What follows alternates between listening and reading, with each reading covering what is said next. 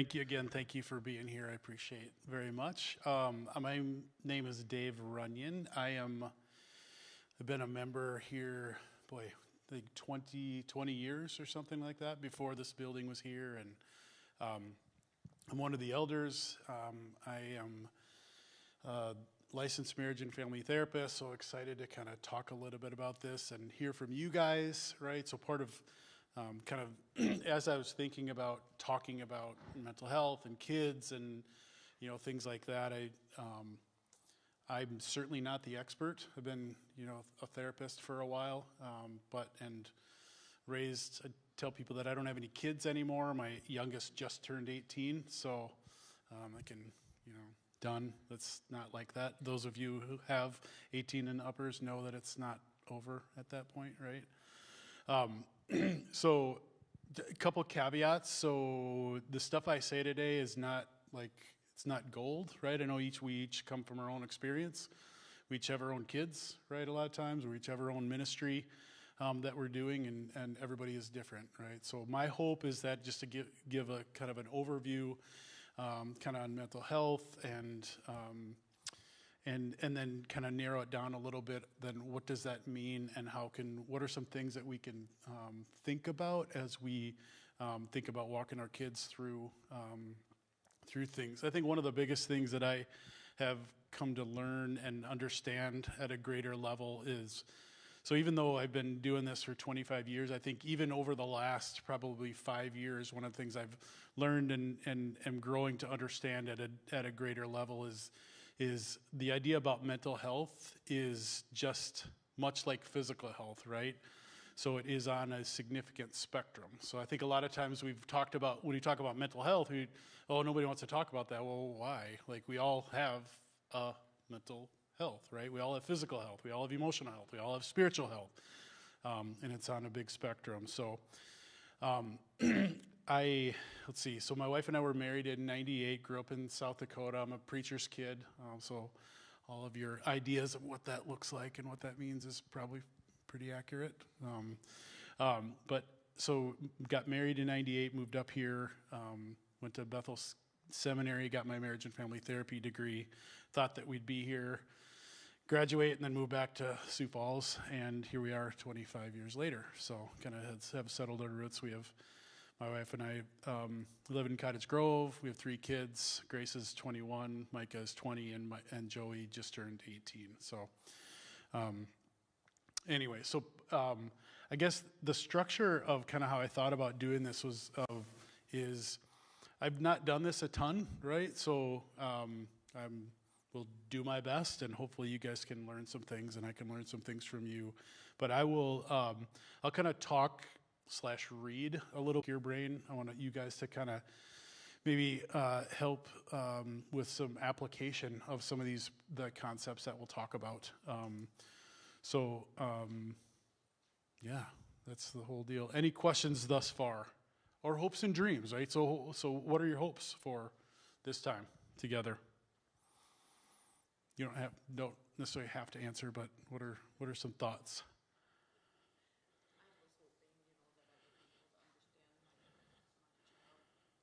Sure.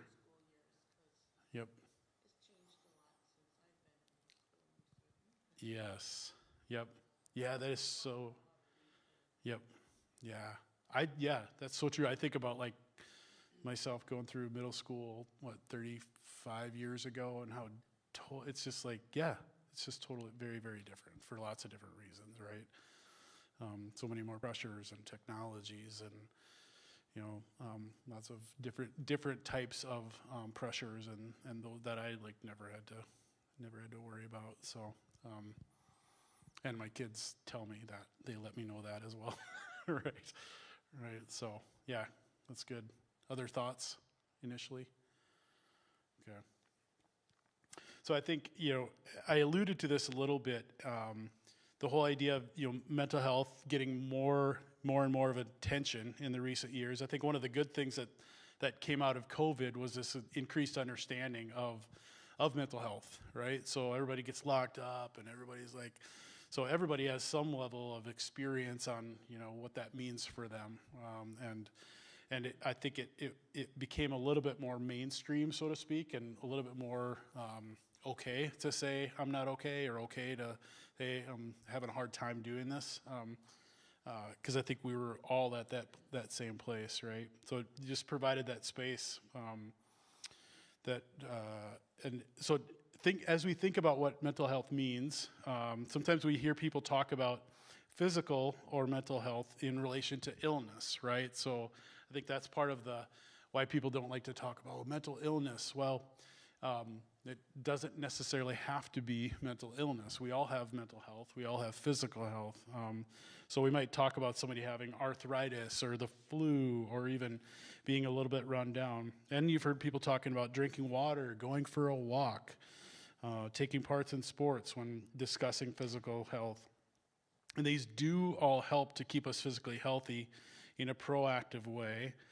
This can happen with mental health too, right? So we might hear mental health talked about in terms that are described as an illness, anxiety, depression. But here's the thing.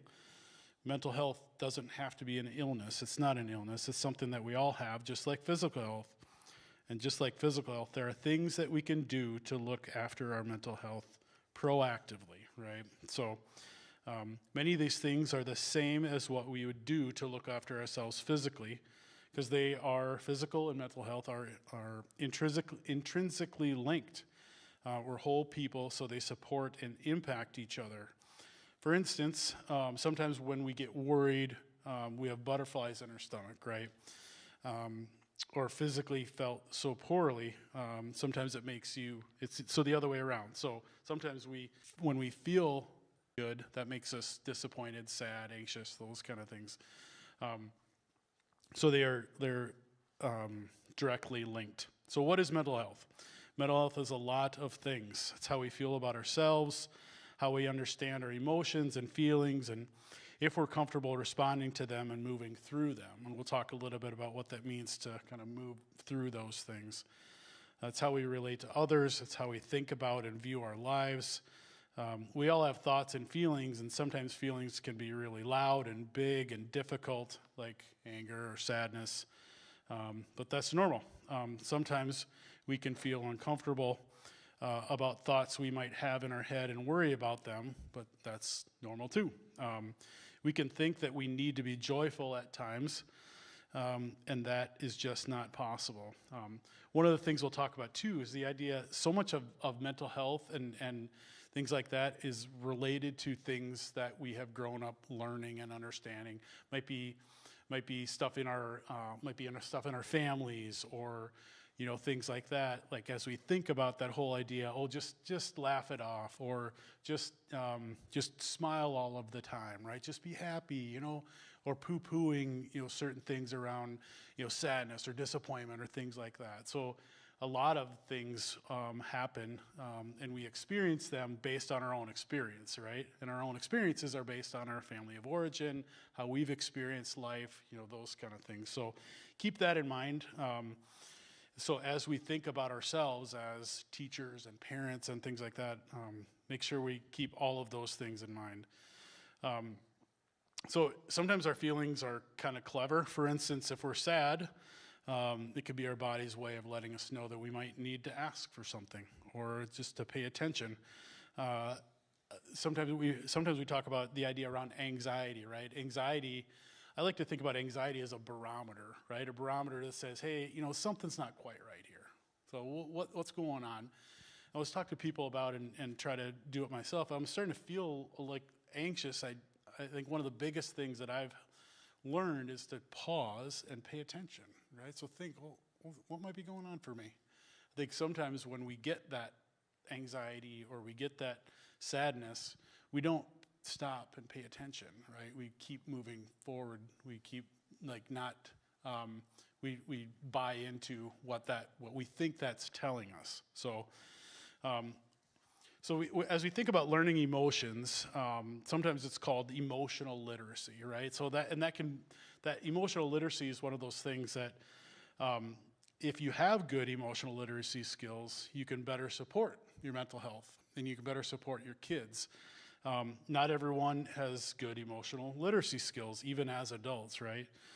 We're always learning.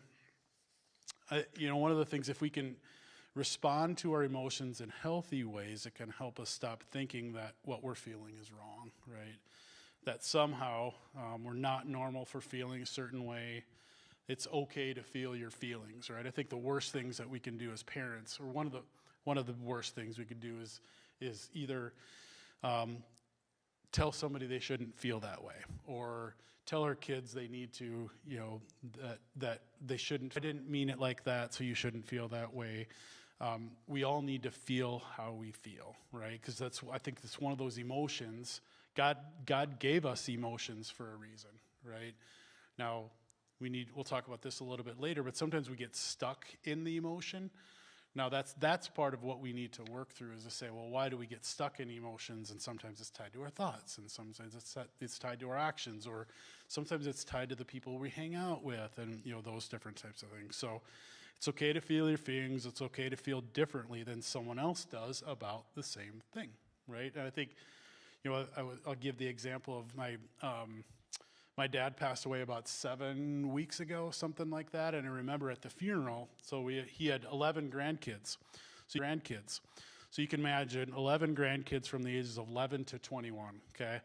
So lots of different relationships that they had with Papa, lots of different types of kids and those kind of things. It was interesting to kind of watch how different people handled grief, right? So 4 days after he had passed was the funeral, and we had a really awesome family time. And there was one of my nieces was just particularly like heartbroken, right? So she couldn't stop crying, and my sister would talk about how my niece couldn't understand why nobody else was crying as deeply and as hard as she was, right? And then there was one of the grandsons hadn't cried at all, hadn't really felt it, and he couldn't understand why. He was like, well, maybe why am I not crying more, right? So it's this idea that people can feel at their own pace, and there's no right way to do it, right? So, and that's part of what we talked about as a family is there's no right way to grieve. There's no right way to experience feeling. So people can, again, kind of reiterate that people can feel different emotions about the same things, right? And on your own pace. I think people get in trouble when they feel like, oh, I shouldn't be doing this, or I shouldn't feel this way. That's when people kind of get into tougher stuff, right? And more challenging situations.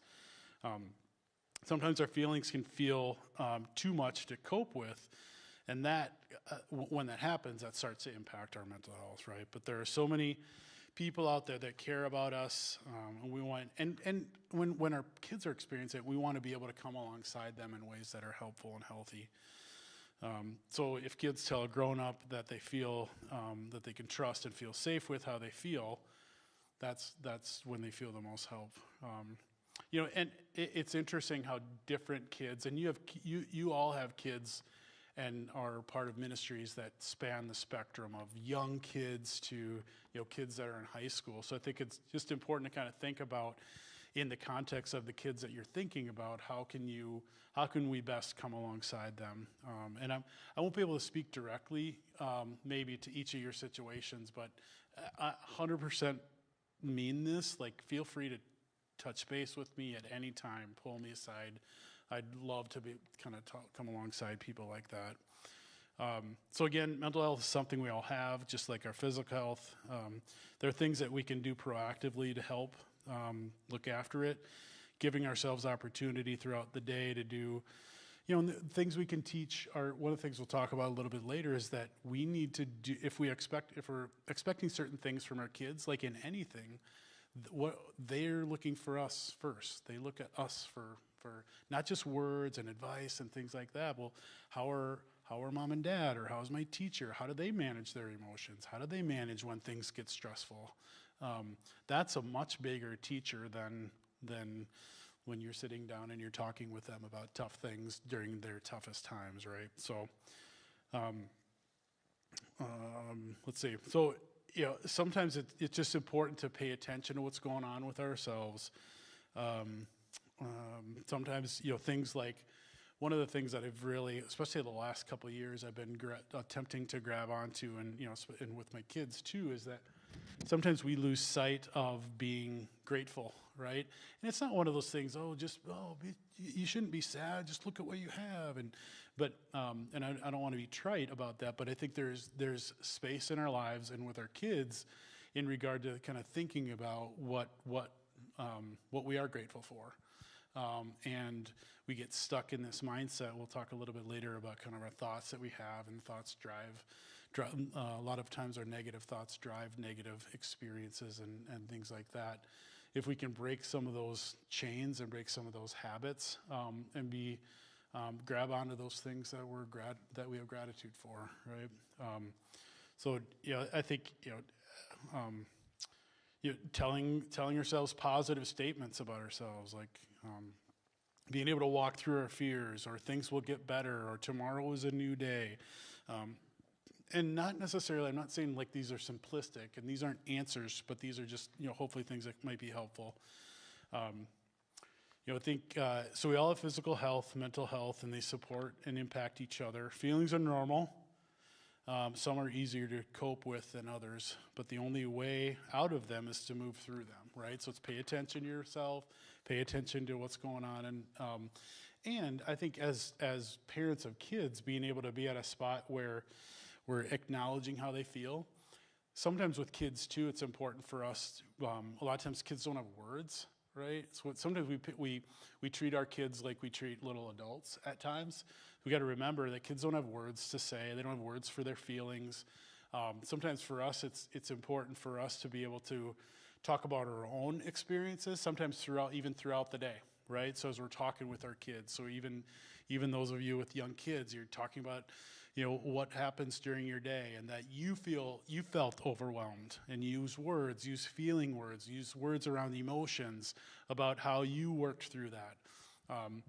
And that's honestly something that I've the last only caught on to a couple of years ago, because I was under this understanding where I just have to be strong and show that I'm strong to my kids.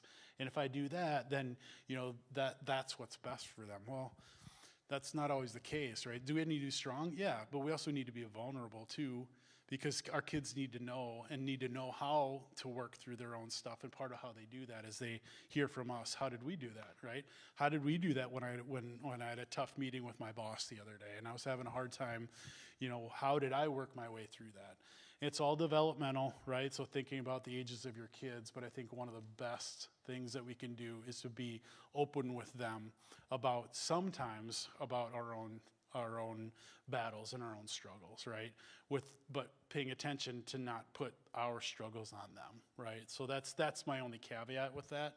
But being able to give words, and I think especially with young kids, I think if we can give them words to say, well, you look frustrated right now, or, well, you look a little bit sad today, give them words, because they're not going to learn that anywhere other than where in their houses typically. So hopefully that's helpful.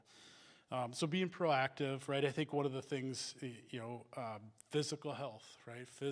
Being able to get out and move your body and, things like that. So anyway, so that's my intro. So as we, let me know, does everybody have did you have one of these? All right.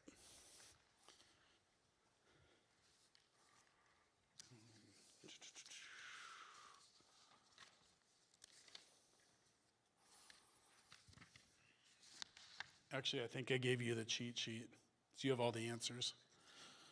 But, all right. I'll switch with you. There you go. Thank you. All right.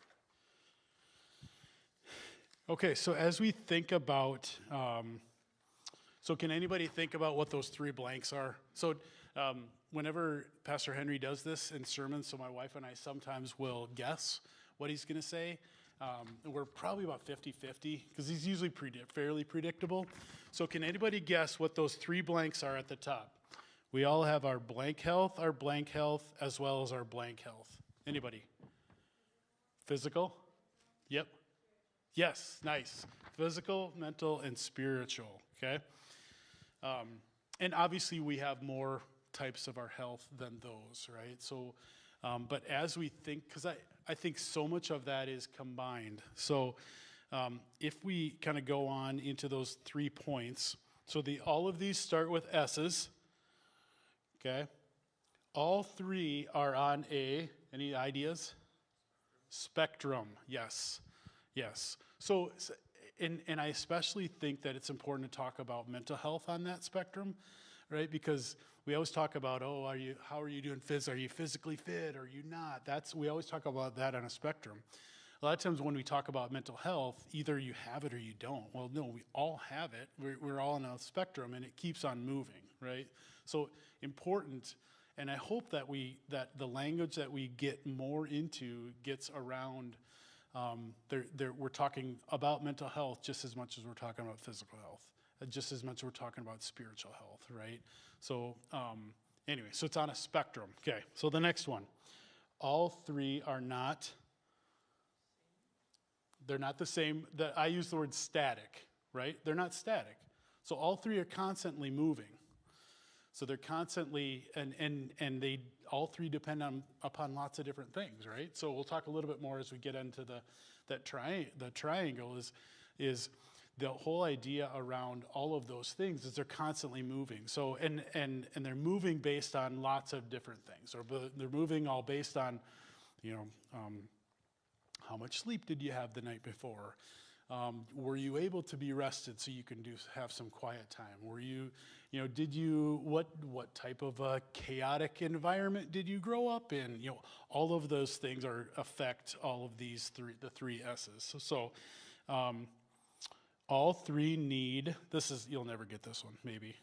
All 3 things need sustenance, right? So that really is not the word I wanted, but it starts with an S. But I was thinking, all 3 need nurturing. So I did nurturing, then I did the thesaurus, and it said sustenance, kind of. So, but they all need nurturing, right? So we have to pay attention to all of those 3.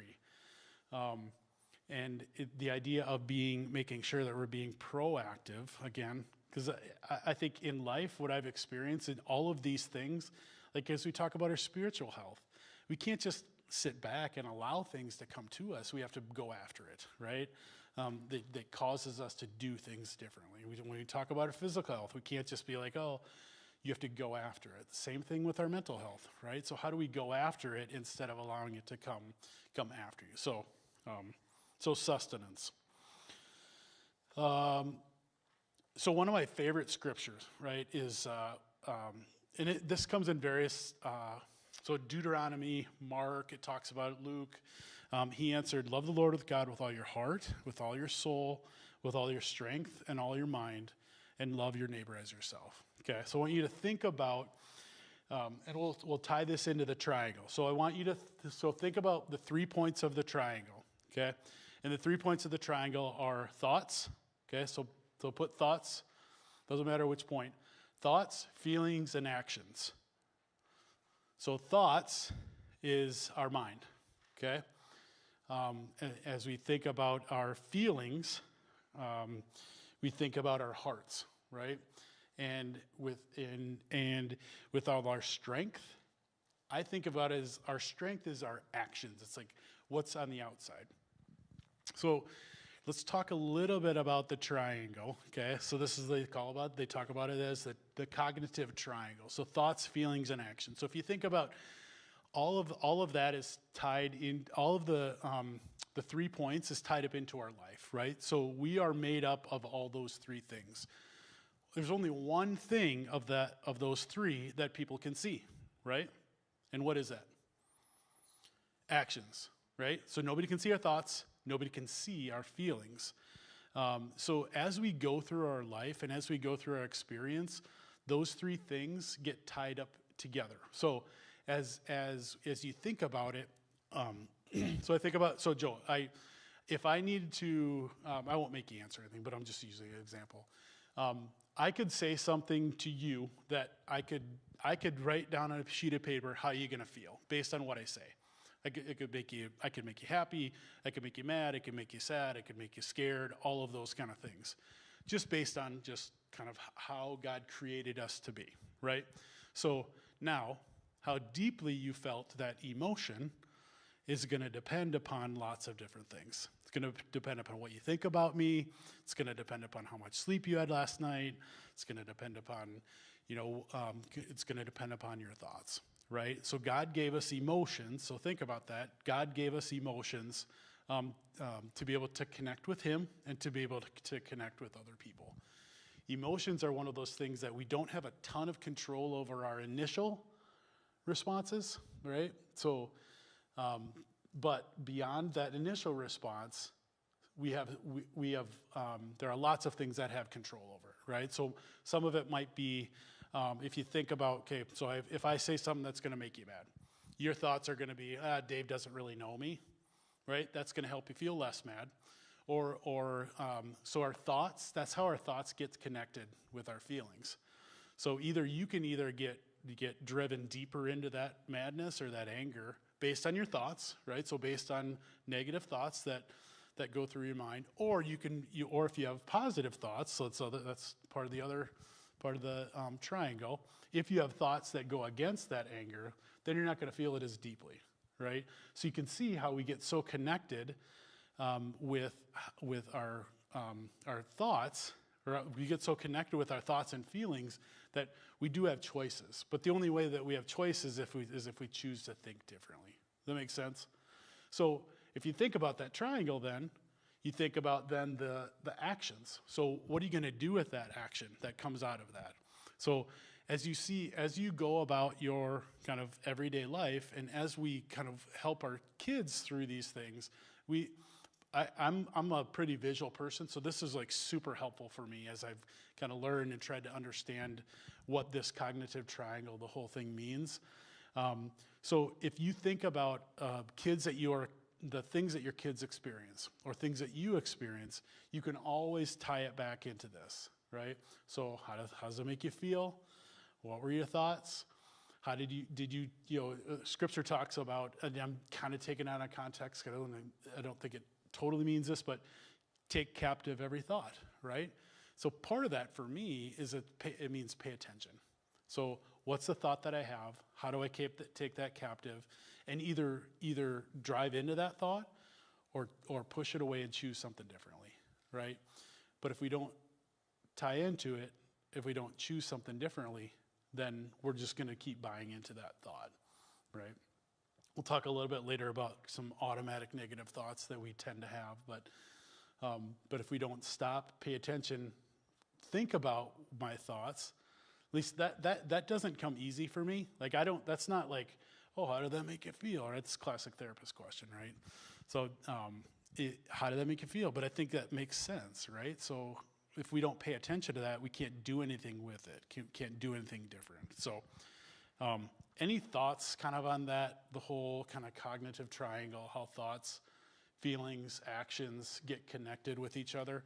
So any thoughts on that? Yeah.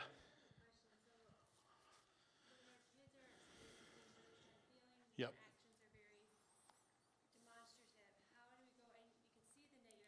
Yep.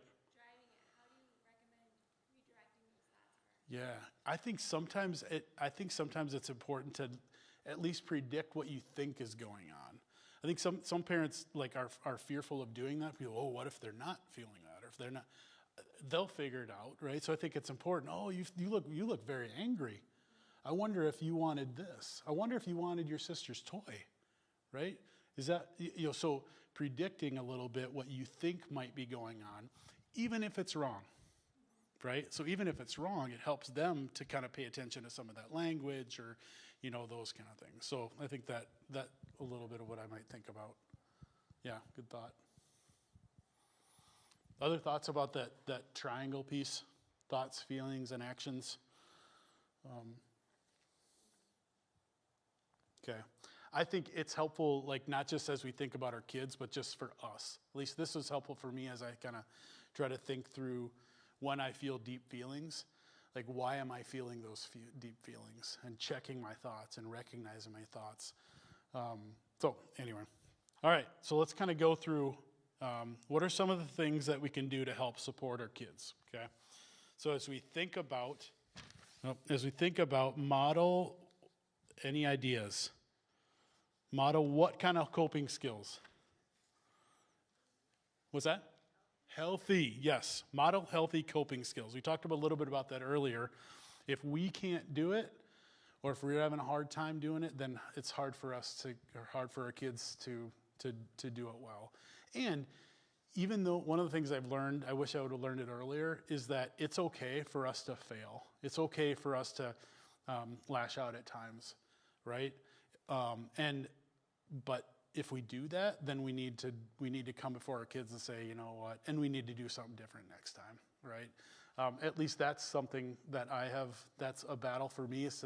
It's okay for me to admit, right, that I fell short of what was expected of me, and especially to my kids. So if I can't apologize to my kids and say, you know what, I let you down there, I should have responded in a different way, or I should have held you accountable differently. Because what are they learning, right? They're learning that dad knows he's not perfect. They're learning that there are different ways of doing things, that healthy people admit when they're wrong. Healthy people admit when they fall short, right? So model healthy coping skills is good. Okay. Watch for what kind of changes. So as we're thinking about our kids, we need to watch for behavior changes, right? So each of you know your kids, no matter what their age is, as they start to experience things and as they go through, the changes, both physically and hormonally. What are the things that are going on? Sometimes kids get quieter, or sometimes kids, and it's okay to give them space and allow that, but pay attention to that, right? Notice when those behaviors change, because again, out of the thoughts, feelings, and actions are the only thing that we can see. So we can't see our kids' feelings, we can't see our kids' thoughts, those kind of things. I think, being able to, I'll skip that. So the third one, so keep communication open and honest. So I think one of the biggest things is paying attention to what's going on with our kids, right?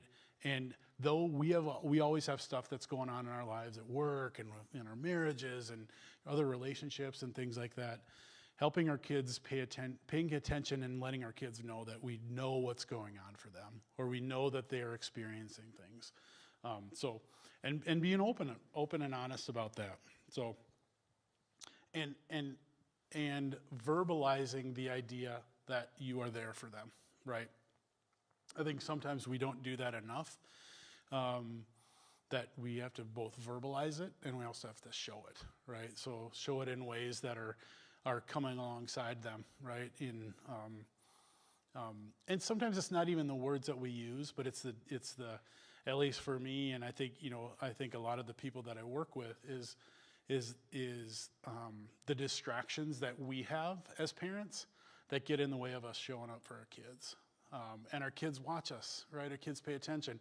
It was interesting. I think it was 2 weeks ago that I was working with this, like a 16-year-old girl who felt disconnected with her parents, and she was talking about how, how at night she would, most of the time she would spend time in her room, right? She'd be in her room, but at night she would come out. She'd come out and sit in the living room with her parents, and even when she would sit down next to them, they would be on their phones, right? And she didn't really have the words to say, "Hey, can you pay attention to me?" But she knew that her parents, not that her parents didn't want to, but her parents chose not to pay attention to those things. So I think technology for us parents sometimes gets in the way of us engaging with our kids or being there, showing that we're paying attention to them. So I think another thing, create a routine and set clear boundaries at home. One of the things that we know about kids, even babies, even toddlers, what do we know that they need? They need routine. They need consistency. They need to know what to expect. And even as kids get older, boundaries, that word gets thrown out a ton, right? But I think there's power in that. Like the kids kids, they'll never say that they need it or that they want it, but it helps them feel safe, honestly. Helps them feel like, oh, they're cared about, they're understood. So, any thoughts on that? So, because I think that we could talk a long time in regard to that, the whole idea around, creating routine and setting clear boundaries, and how that creates an environment for consistency for kids. So, any thoughts on that, or why that's important?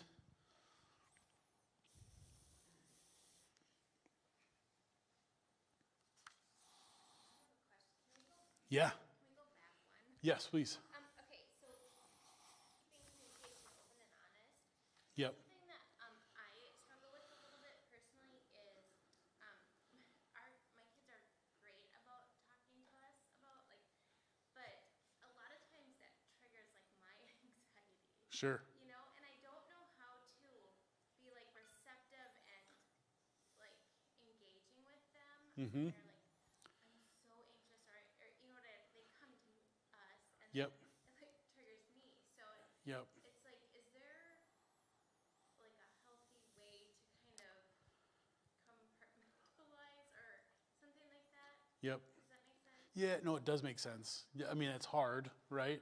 Just acknowledge that challenge of when our kids are, even when they're sharing with us, but when they're sharing things that trigger, I hate that word, that tap into parts of us, because we don't want our kids to experience anxiety, or we don't want kids to experience those kind of things.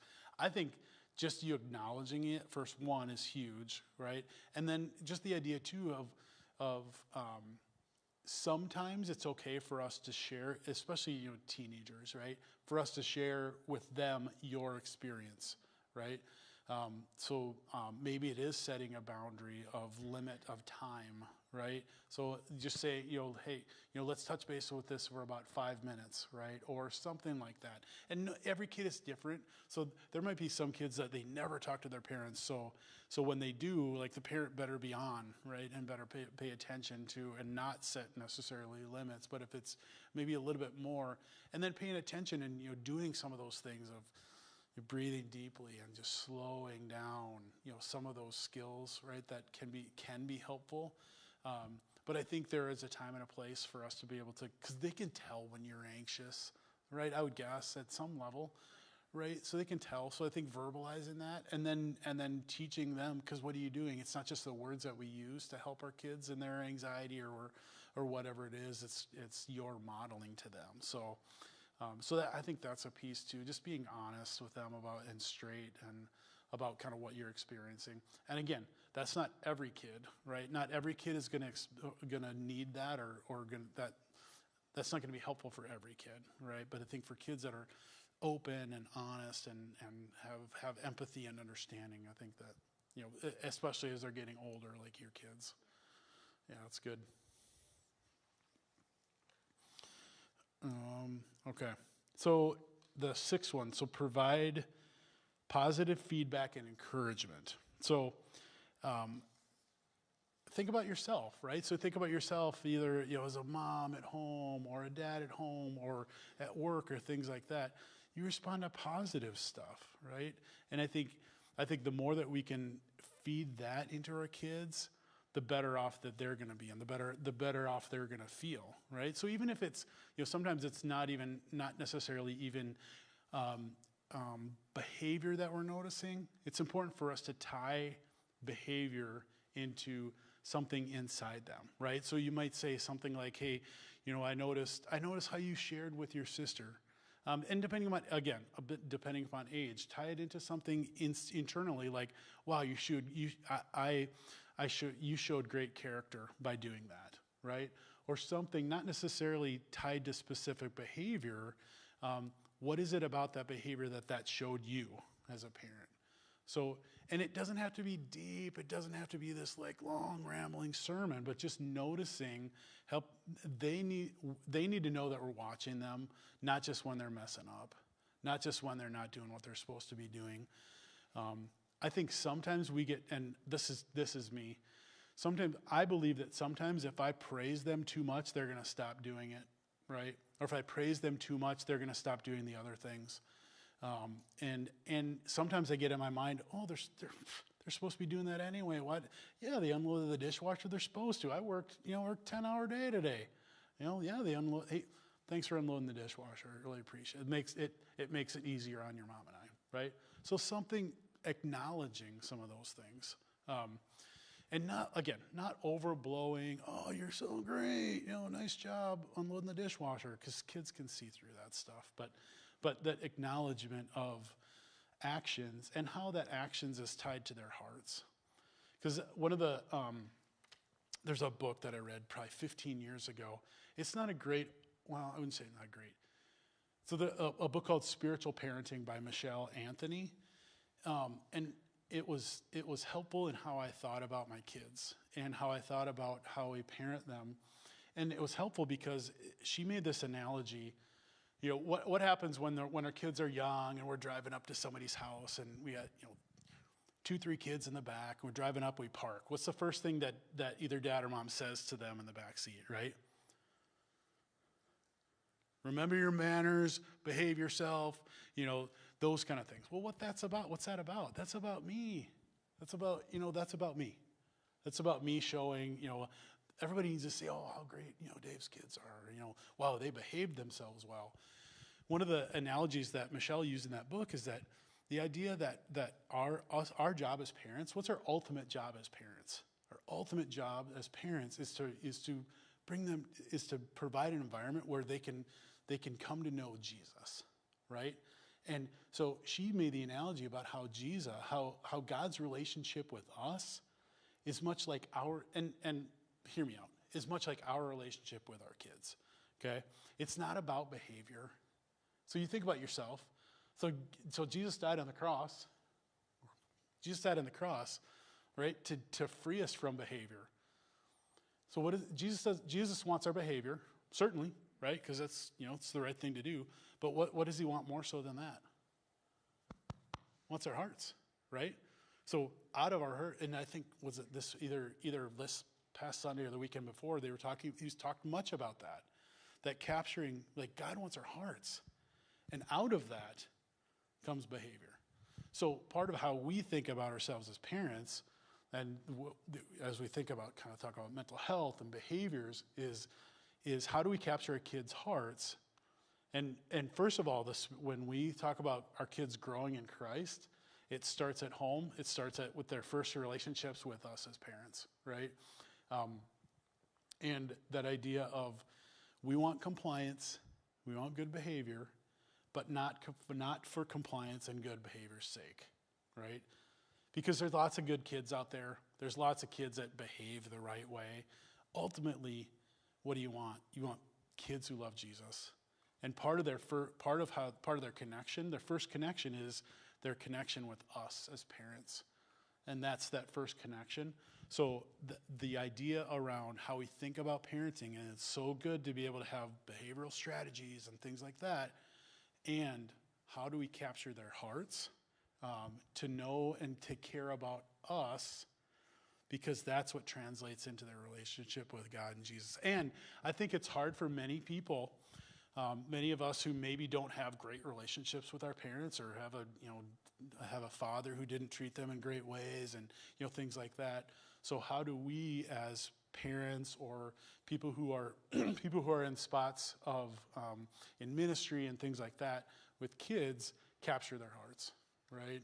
And again, it's not our job, but God gives us responsibility to be in spots like that. So anyway, wasn't even supposed to talk about that, but I think it's helpful to kind of think about. Let's see. Are we at 7? Yep. Yes. Oh, yeah. Let them know that they're loved and supported, right? So coming alongside them, one of the important things we can do is to provide an environment where they know that they're loved and important, no matter what they do. So their behavior is not, the love that we have for them is not tied to their behavior. Though it's hard, though when they're like screwing around, they're harder to love for sure in some ways, right? But they need to know that they can make they can make mistakes. So think about that spiritually. Just like for us, we're the same way, right? I screw up all the time. Thank goodness God's love for me isn't tied to my behavior, right? So think of providing an environment where they know that they're loved and they're cared for. So loved and supported. Number 6, provide positive feedback, encouragement. I think we talked about that. Encourage enjoyable movement, right? So this, the idea of how do we get our kids active, even as they're young, what are some things that they love to do as they're moving? Because we know that physical health is tied to emotional health, is tied to mental health. The more sedentary we are, the worse we feel physically, right? The worse we feel, our tendency is to feel down emotionally, right? So a lot of times what they talk about people that are struggling with anxiety and depression is put one foot in front of the other and get at least a little bit active. So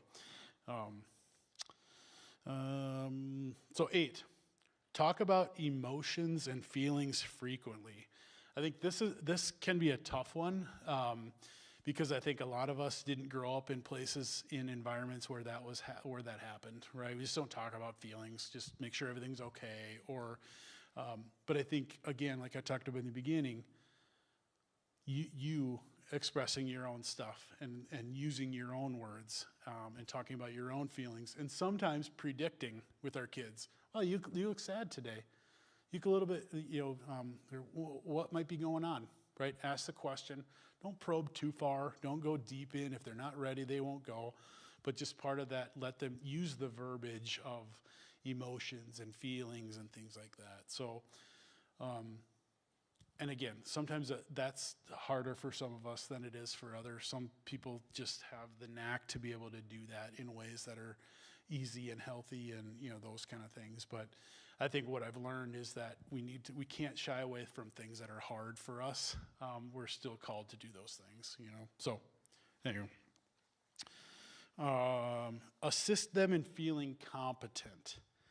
Huge, huge, huge. So a lot of times with kids, especially these days, they're made to feel incompetent because they see so many things on social media and they see all the good things that other people are doing. So how can we feed into them the idea of competency, that they are doing things well, that there are things that they can pay attention to. So as you think about kind of your own kids or the kids that you do in ministry, think about how can you help them feel more competent, right? So find ways. Part of it too is as kids get older, how can you find ways to help them make their own decisions, right? As much as they can, right? Because the more that we make decisions for our kids, the less we show that we believe in them, right? That they have what it takes, that they are competent in what they're doing. So some of those things, paying attention, letting them know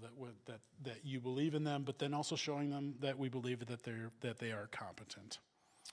I think the last thing would be get professional help if needed, right? So one of the biggest questions I get is, how do I know when I might need to see somebody? Or I think it's different for everybody, right? So I think when you see stuff that's getting in the way from them of significantly getting in the way of friendships, right? When you're seeing them seclude to their room, obviously when you see them if there's self-abusive behavior, or you're seeing them kind of talk differently, or you're seeing them struggle with grades in school because they don't care anymore. So some of those things. But I think one of the biggest things is just ask questions, right? So talk to people that you trust. Talk to me. Ask me. Maybe some people at school or teachers or things like that. Or when does it cross that line into? I think one of the things, I do a lot of marriage work, and I think many times what happens, at least in the marriage arena, is that I sit there with somebody who comes in for the first time, and I think about what it would have been like if they would have come in 6 months earlier, right? So, and I do think part of that sometimes can lead into the whole idea around with our kids, and when they would need more professional help, and some of those things because I think with us, with the marriage piece, stuff can build up and resentments and things like that that have the tendency sometimes to keep going. But so knowing when to reach out a little bit more.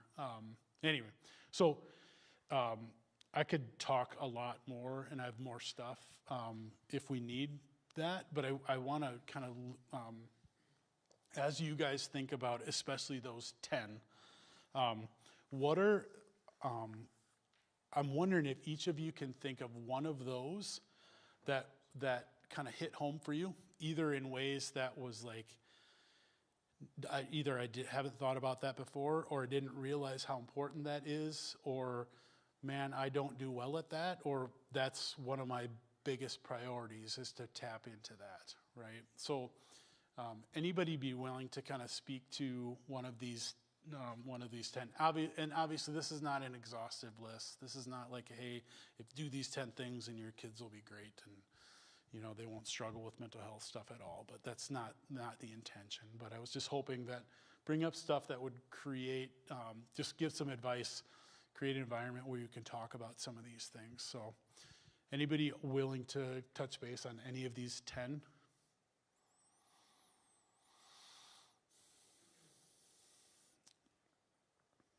Or maybe talk about a friend who has kids that this would apply to, right? But I have a question. yeah, Mine is in the context of student ministries, right? On Wednesday night, meeting with a group of junior girls. yep, I only get a couple hours with them on Wednesday nights. yep, Some of these things, like watching for behavior changes, yep, or you just don't have enough time with them to be able to pick up on some of that stuff. yep. So do you have any tips for watching or listening for certain things that could be, changes or what would be a trigger, right? For helping, or maybe taking that extra step to help a girl who might be struggling with something. Yeah, that's a good question. I think for those of you who maybe only have connection like once a week, I think certainly pay attention to maybe shifts and changes. But I think the biggest thing that we can do, I think, is in student ministries is speak truth into them, right? So see and to do some of those things about the validation. Catch what do you notice about the positive things? Because those are things you can do without seeing them every day, right? I think that and obviously certainly looking for behavior changes, but I think even more so it's that speaking truth and love with them about just validating who they are. Especially those young girls who are a lot of times are getting validation in other ways or feel like they need validation. So validation in who they are, and what are some of the things that we see in them, right, that is going to be helpful kind of longer term. I know that didn't especially. Yeah, it's just sometimes it's hard because then all of a sudden some Wednesday night you'll get an explosion. Yeah. Yep. And it just kind of comes out of nowhere. Yep. It's like, could I have picked that up 2 or 3 weeks ago? Right. Don't know. Right. But, like, you kind of feel like you should have. Yep. Right. Right. Yep. Yep. You kind of feel like you should have, but there's no way you could have. Right. Right. But I guess, part of it I think about that experience would be, what do you really need in that, right? You need a relationship. Because here's the thing, they're going to blow up, whatever. They're going to blow up whether or not you said how great they are or not, right? So I like to think, certainly we have to think short term, but we have to think more so long term. So we think short term, every day is a new day, and words are important and things, yes. And how do you think long term about this junior girl who's going to grow up into an adult, and what is their experience of the church, right? So I think about that, and like student ministries. I think I was having this conversation with an adult. I got this unbelievable text message from. I was the student ministries guy for the graduating seniors of last year. So I was with them in 6th grade all the way up.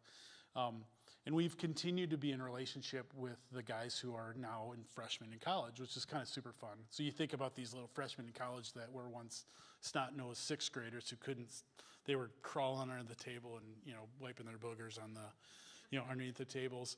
And so just thinking about those at that age, and I was talking to this mom, and because her son had sent me this text message that was unbelievably insightful and encouraging, and the depth of kind of the spiritual understanding was like amazing. So I think about the context of that little, what should I have done when he was crawling under the table in 6th grade, right? So I actually should have this conversation with the 6th grade leaders on student ministries, right? But what I don't want to do, I don't want to turn that kid off to what church is like, right? What the experience is like, because I want them to stay in it. Not that I don't call them on that stuff, but what is it that I can speak truth into that little, that kid's life? So I think of both short term, and we do this all the time as parents, where you think short term about the long term, right? And we do that as people, right? We have to think, okay, what am I going to do today that's going to get me to where I want to, in years to come? So, good question. So, connections with any of these 10? Any of them hit home or make sense or not? I'm interested in the healthy coping skills. Yep. I don't probably not handle that so awesome. Yeah. And, I have a healthy temper. Sure. My Righteous anger, right? Huh? Righteous anger. And that scripture talks about righteous anger. Right. Okay. So my thing is my kid, when she's having heavy feelings or whatever, how can I teach her to cope with these things Mm-hmm. when she's not necessarily anywhere she can go and just shut down? Yep. You're at school, you're walking down the halls, you're going from class to class to class, and you're not allowed a little break by yourself because Right. you're tardy and you know what I'm saying. Yep. So I'm trying to find some ideas of what I can give her Mm-hmm. that will be healthy Mm-hmm. and I guess respectful of the fact that you're at school and you have to do things. So what can I Yep. suggest? I mean, I could go in lots of different directions, and not 100% knowing the situation. I think it is, I'm just looking on just a lighter level. I mean, she struggles with friendship. yep, So, you're going down the hall and Yep. somebody calls your name yep, or whatever. And yep. so that's what I'm just looking for, something that she can. Yeah. I think one of the biggest things would be helping our kids, especially if they're in high school or middle school or high school, helping them understand what is happening for them, right? So if she hears something, what's happening for her when she hears somebody call her name, right? So if she could tap into, okay, taking that pause, what's going on for me? Am I mad? Am I frustrated? Do I just need to get away? Like paying attention to what is happening. Because then she'll know, okay, what's the next step? What do I need to do? What do I need to do at that point? Do I need to go to talk to the counselor and step into that office, or do I need to engage in conversation with that person?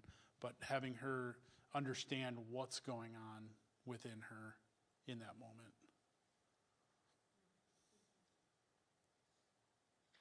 Yeah. So I'm not really sure which one this would tie into, but my 12-year-old daughter has had suicidal thoughts at points, and you pointed out, being seeking professional assistance when she was being really secluded in her room. I'd moved her into her own room, and that's when I noticed the downfall for her. She'd get, just stay in her room all day.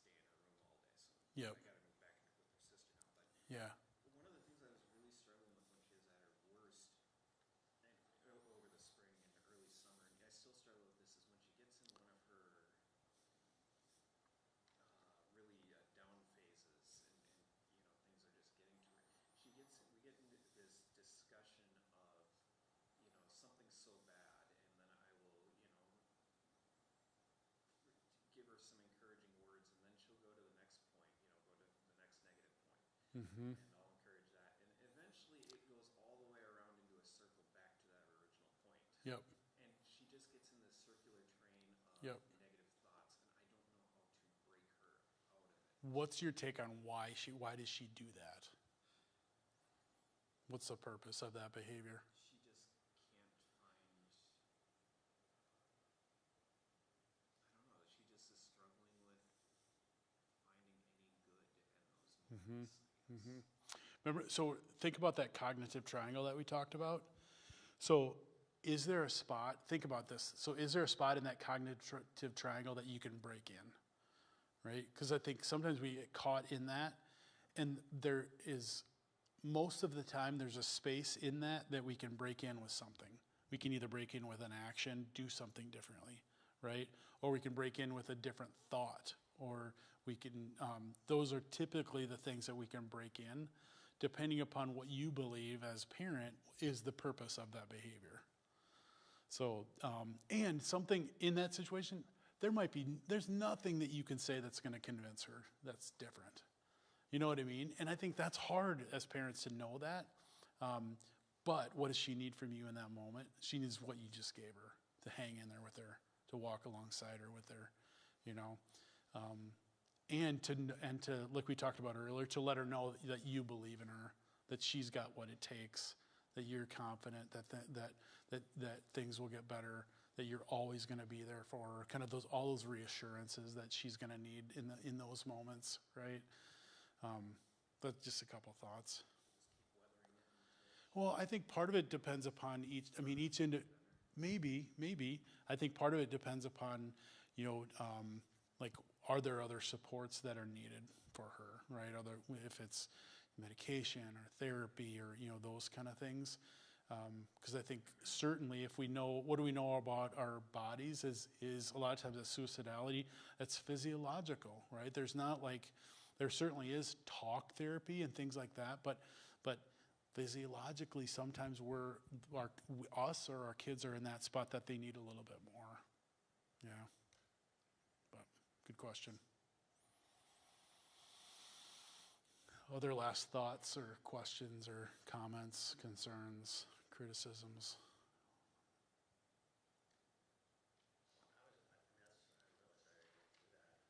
Yeah.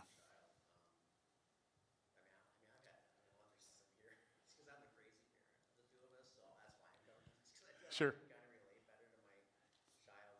Yep.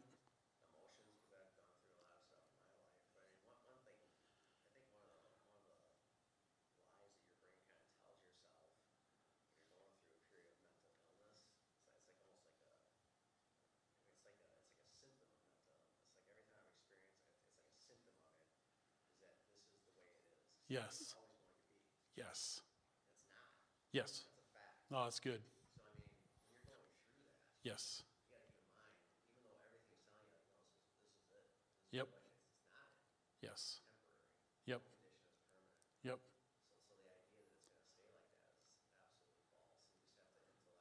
Yep. Yep. So how does that shift what you do and how you think as a parent?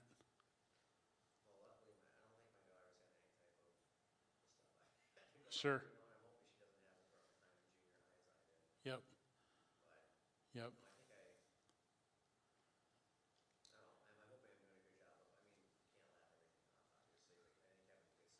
Yeah.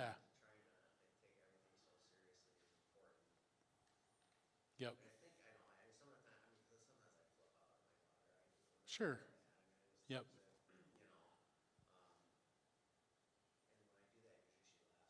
Right. Yeah. Funny. Yep. Yep. Yeah, for sure. Yeah. Yep.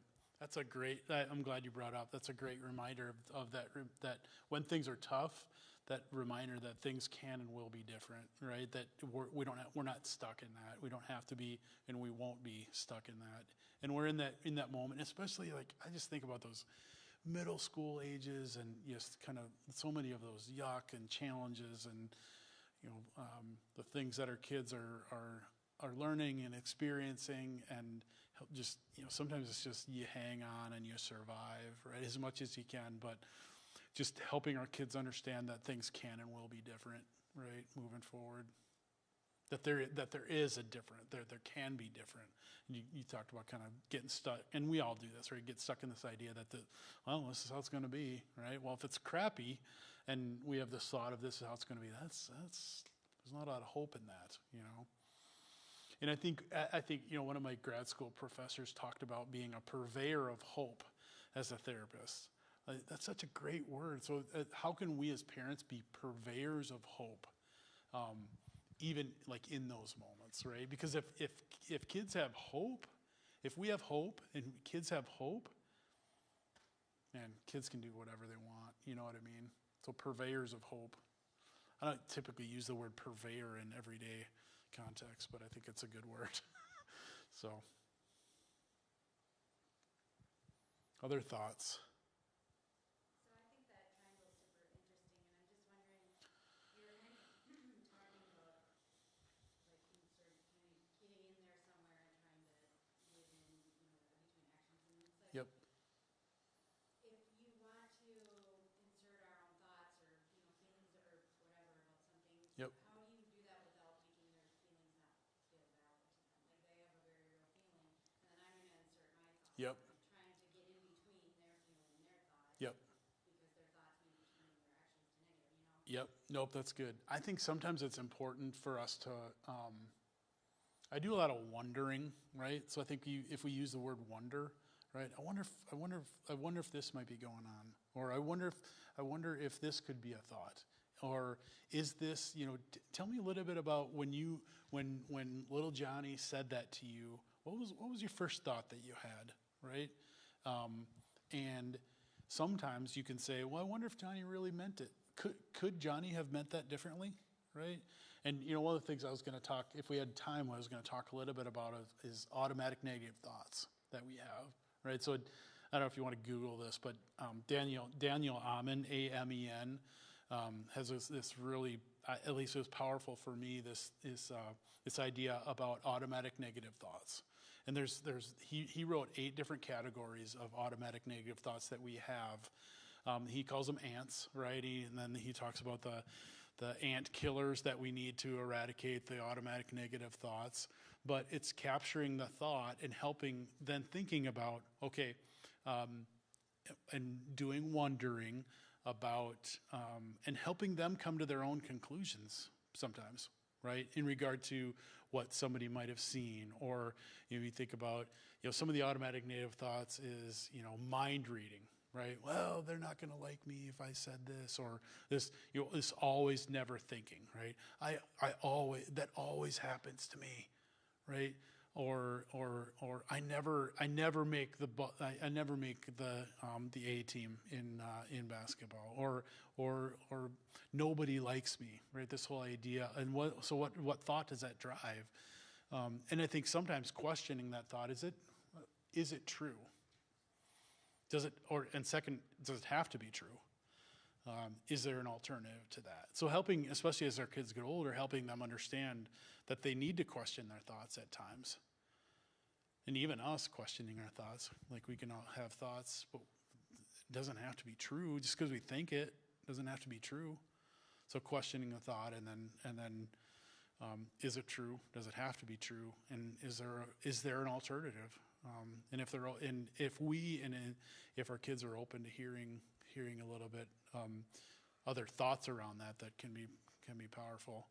But sometimes sometimes we get caught in this thoughts and feelings, and it just goes like this. Sometimes then we just need to break in and do something different, right? That action, and sometimes action, doing something differently, can cause us to kind of break that cycle of the thoughts and the feelings kind of getting tied together too much. But anyway. Yeah. I figured out, all the things that you feel like you need to do in order to correct it are usually not the things you need to do to correct it. Correct. Patch like that. Yeah. It's things that at the time, logically you may go, yeah, of course, like how much sleep I'm getting obviously is going to impact my emotional health. And Yep. the type of food I'm eating is obviously going to impact my emotional health. But when you're going through one of these spells, Yeah. you're not thinking that. No. You're like, oh, I gotta do this, Right. It's racing, and so you gotta kind of just like, well, okay, this is how I'm feeling. I don't feel like Mm-hmm. more sleep is gonna help. I'm gonna do it. I don't feel like working out's gonna help. Right. Right. Yep. Yep. And part of that too is what can we do to surround us with people that are going to be helpful for us, right? So what are we going to do to surround us? So when we're not thinking well, when we're kind of getting caught in that, how do we get somebody in our lives that's going to be able to say, hey, dude, knock it off, right? Or, you're not thinking about this right, or, have you thought about it this way or something like that? But yeah, that's true.